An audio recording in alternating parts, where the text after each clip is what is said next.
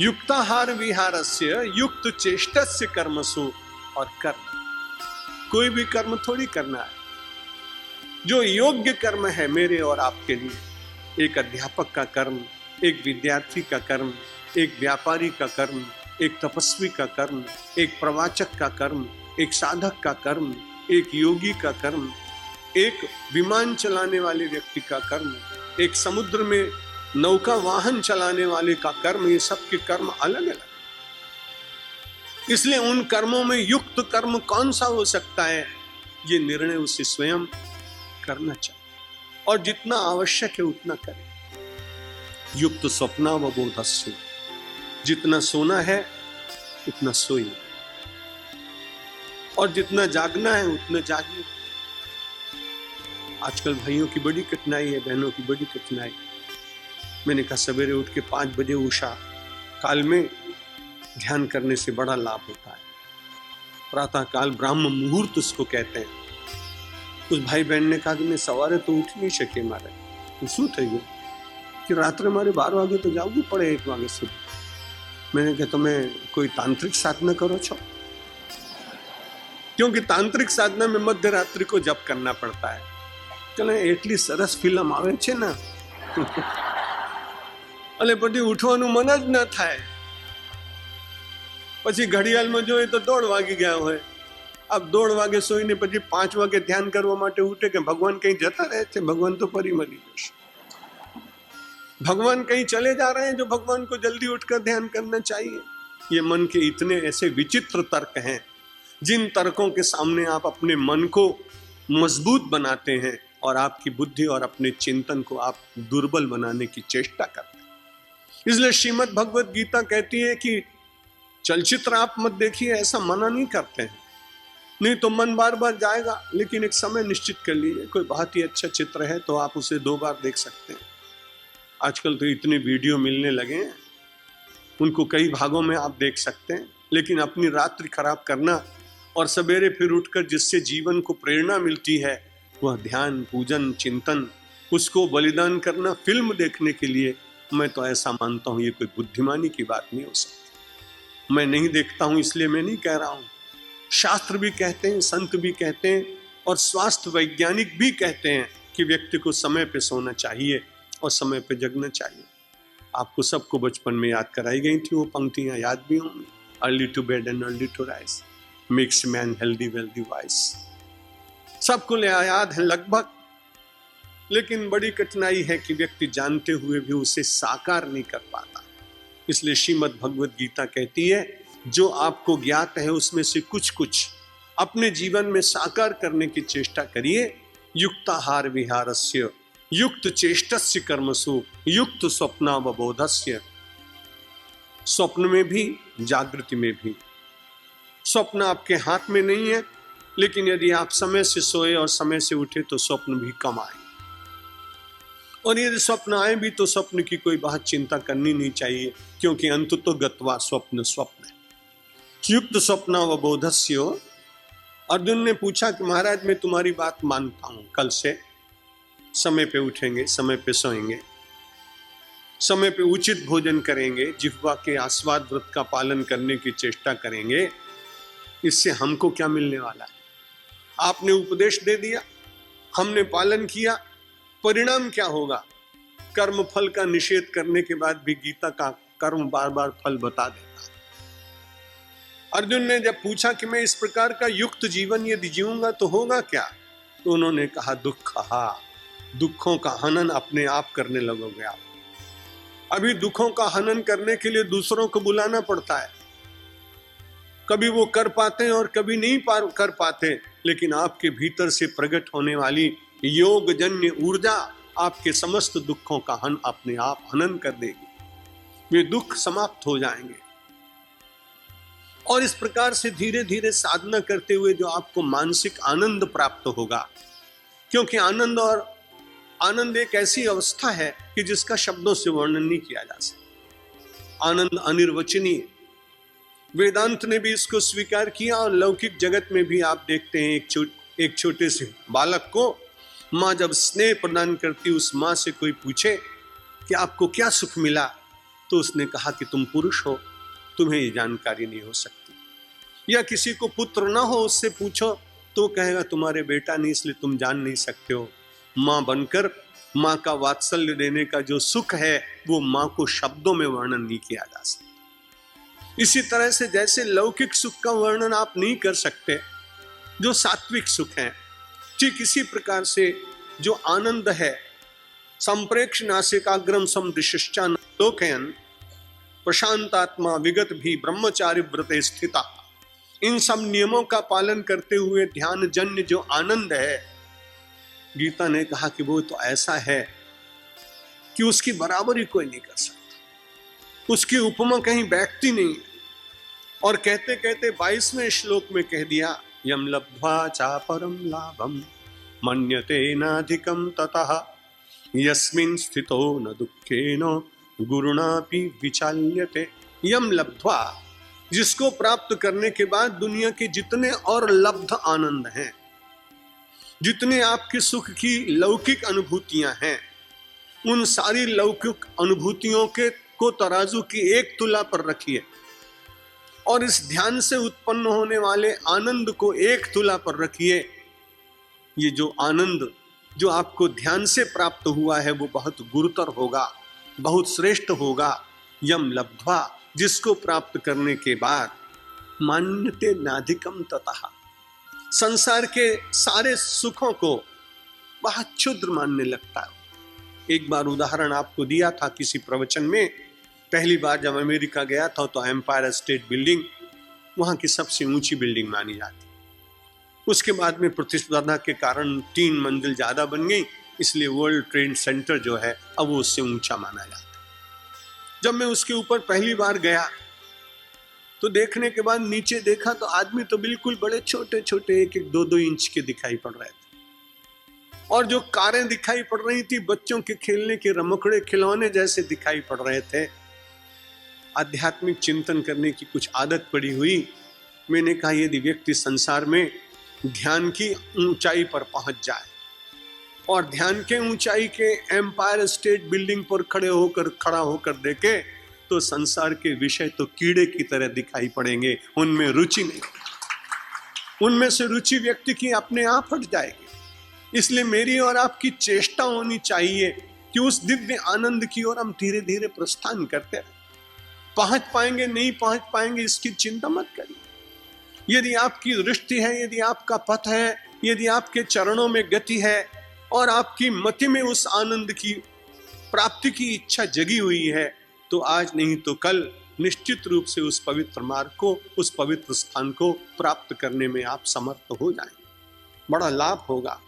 यम लब्ध्वा चा परम लाभम मन्यते नाधिकम ततः, उससे बढ़कर कुछ अच्छा है ही नहीं, ऐसा बुद्धि स्वीकार कर लेगी। और फिर उसके बाद प्रारब्ध के कारण कोई अचानक बड़ा दुख आ जाए, यस्मिन स्थितो न दुखे न गुरुना भी विचाल्य थे, बहुत बड़ा दुख आ जाए ऐसे व्यक्ति के ऊपर जिसे ध्यान का आनंद मिला हो, वो विचलित नहीं।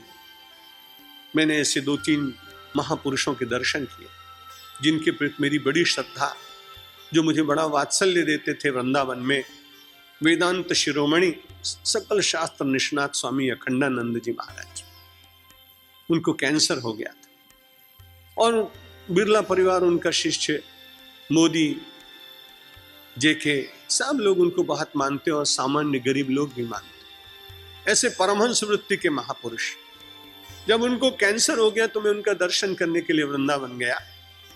बड़ा बहुत आदर करते थे, मैं तो उनके प्रति बड़ी श्रद्धा रखता था, पर वो मुझे भूमि पर नहीं बैठने देते।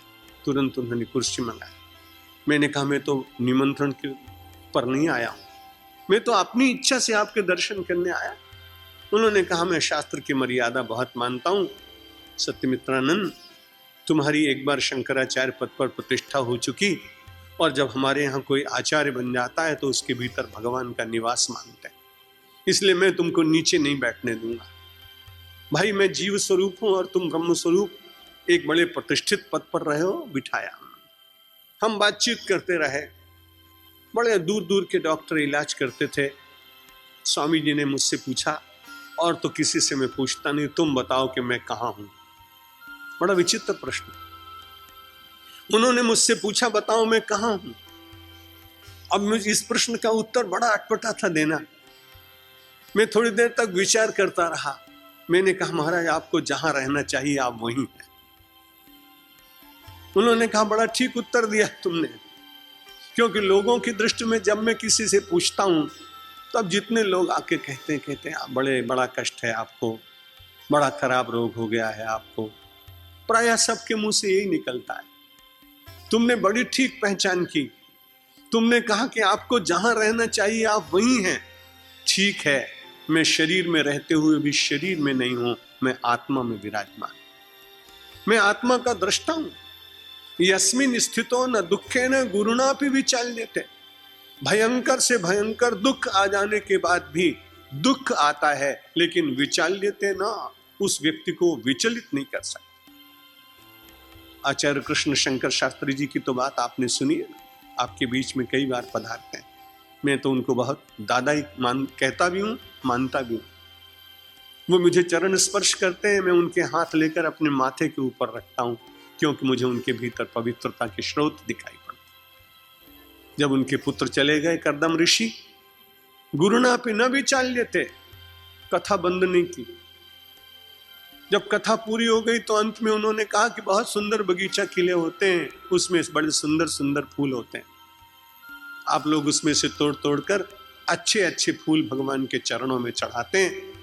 मैं बड़ा भाग्यशाली हूं कि मेरी बगिया का सबसे सुंदर फूल करदम, उसे किसी मनुष्य ने नहीं तोड़ा, भगवान ने अपने आप लेकर अपने चरणों में समर्पित करा दिया। ये बड़ी ही भाग्य की बात है। कोई साधारण व्यक्ति अपने एकमात्र पुत्र के चले जाने पर ऐसा बोल सकता है क्या? लेकिन जिसने भगवान के चरणों में शरणापत्ति स्वीकार की हो, प्रपत्ति योग में हो, पूरी तरह से अपने जीवन का नियंता परमेश्वर को माना हो, वो व्यक्ति परमात्मा के साथ लड़ नहीं सकता। वो कहेगा महाराज सदियों से, वर्षों से, जन्म जन्मांतरों से आपसे कहता आया हूं कि मैं तुम्हारा हूं, जो कुछ भी मेरे पास है सब तुम्हारा है। अब तुम्हारे में से जो तुम्हें ठीक लगा तुमने ले लिया, मुझे उलाहना देने का, शिकायत करने का, लड़ने का अधिकार ही कहां है? यदि इस दृष्टि से आप विचार करें तो सारा संसार सुख और दुख से भरा हुआ तो है, लेकिन दुख आपको विचलित नहीं करें। श्रीमद् भगवद गीता कहती है, उस ध्यान से उत्पन्न होने वाले आनंद को यम लब्ध्वा, जिसने प्राप्त किया वो फिर संसार के अन्य सुखों में रहते हुए भी उन सुखों को छोटा मानता है और ध्यान के सुख को बहुत श्रेष्ठ मानता है। प्रारब्ध के कारण कभी उसको अत्यंत बड़ी विपत्ति आ जाए तो उस हिमालय जैसी विपत्ति के बीच में गुरुनापि न विचाल्यते, वो विचलित नहीं। इसलिए श्रीमद् भगवद गीता तो जीवन का शास्त्र है कि जहां आप जीते जीते दुखों को सहज रूप से सहन कर लें। बड़े प्रेम से आप कभी कभी शरबत पी लेते हैं, कभी कभी आप और शीतल पेय पी लेते हैं। ठीक इसी प्रकार से कभी दुख आ जाए तो उसको भी आप उसी तरह से पी सकें जैसे आप शीतल पेय पान करते हैं। इस प्रकार की शक्ति जागृत करती है श्रीमद् भगवद गीता। और उन्होंने कहा इसलिए तुम जब साधना करोगे, ध्यान करते करते, और 46 श्लोक में पहुंच जाता हूं एकदम से, उसमें उन्होंने कहा तपस्विभ्योधिको योगी ज्ञानिभ्योपि मतोधिकः कर्मिभ्यश्चाधिको योगी तस्माद् योगी भवार्जुन। संसार में रहो, भोगी भवार्जुन शब्द नहीं कहा।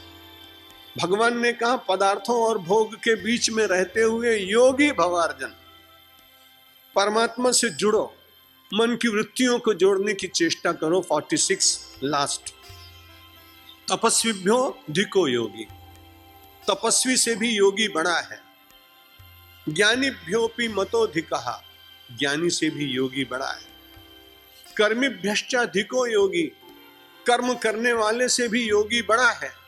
तस्मात्, इसलिए अर्जुन मैं तुम्हें एक ही बात कहता हूं कि ध्यान करते करते अपने मन की वृत्तियों को भगवान के साथ जोड़ने के बाद कपड़े कैसे भी पहनो, देश कोई भी हो, भाषा कोई भी हो, वर्ण कोई भी हो, लिंग कोई भी हो, पुरुष हो या स्त्री हो, लेकिन तस्माद् योगी भव अर्जुन। इसलिए अर्जुन तुम यदि योगी बन गए तो तुम तपस्वी तुमसे नीचे, ज्ञानी तुमसे नीचे है, कर्म करने वाला तुमसे नीचे है, क्योंकि तुमने अपनी वृत्तियों को परमात्मा के साथ पूरी तरह से बार बार ध्यान के द्वारा जोड़ने का प्रयत्न किया। सप्तम अध्याय में पहुंचते पहुंचते भगवान श्री कृष्ण अर्जुन को कहते हैं, मय्या सक्त मना पार्थ, प्रथम पहला श्लोक, मय्या सक्त मना पार्थ योगम युञ्जन मदाश्रयः असंशयम समग्रम माम यथा ज्ञास्यसि तच्छृणु। बहुत कुशल अध्यापक हैं भगवान, बहुत ही अच्छे प्रवक्ता है।